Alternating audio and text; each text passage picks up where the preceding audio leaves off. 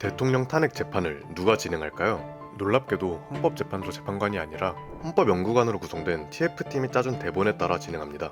문형배의 발언 이후 TF팀에 대한 관심이 커지고 있지만 그들의 명단조차 공개되지 않아 재판의 투명성과 공정성 문제가 제기되고 있으며, 심지어 헌재 재판연구관 대부분이 2018년 문재인이 임명한 유남석 헌법재판소장에 의해 발탁된 인물들로 좌파 성향의 연구관들이 제작한 대본대로 흘러가는 것이 아니냐는 의혹이 있으며, 박근혜 전 대통령 탄핵 심판 당시에 TF를 맡았던 헌법연구관들이 이번 윤 대통령 탄핵 심판 TF에도 참여하고 있는 것으로 알려졌습니다. 그리고 더 충격적인 사실이 있습니다. 헌법연구관 임용에는 복수국적자 제한조차 없습니다. 지금 논란이 되고 있는 중국인, 화교들도 얼마든지 임용 가능하다는 것이죠. 법원의 재판연구관은 국가기밀을 취급하는 직위로 인정받아 국정원의 신원 조사를 받습니다. 하지만 헌법연구관은 국가기밀을 다루는 직위가 아니라고 판단해 신원 조사를 하지 않습니다. 같은 재판 관련 직무인데 법원과 헌재의 신원조사 차이는 왜 발생했을까요? 2020년 12월 31일 대통령이 문재인이고 국정원장이 박지원이던 시절 국정원 보안업무 규정이 개정됐습니다.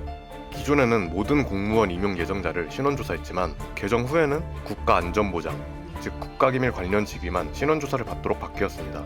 이제 각 기관장이, 즉 헌법재판소장이 이 직위는 국가기밀을 다루지 않는다고 판단하면 신원조사를 하지 않아도 되는 구조가 된 겁니다.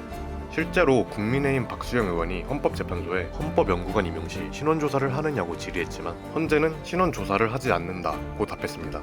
헌법재판소장, 재판관, 사무처장, 연구원장들은 1급, 2급, 3급 대회비를 열람 및 입수할 수 있는데도 국가기밀을 취급하지 않는다며 신원조사를 하지 않는다는 것이었습니다. 하지만 국정원의 신원조사를 받지 않아도 각 기관은 신원 진술서를 받아서 관리해야 합니다. 그런데 박수영 의원이 헌재 직원 중 이중국적자 명단을 요청하자 헌법재판소의 답변은 관리하고 있지 않다였습니다.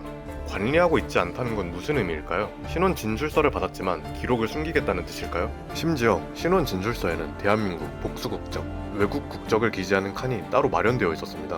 헌법재판소는 이중국적자, 특히 중국인 관련 의혹에 휩싸이면서도 이에 대한 공식 입장은 아직까지 발표하지 않고 오히려 자료를 삭제하는 모습만 보이고 있습니다.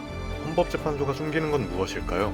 한국의 대통령 탄핵을 진행하는 자들이 중국인, 화교라면 지금 대한민국은 누구에 의해 돌아가고 있는 걸까요?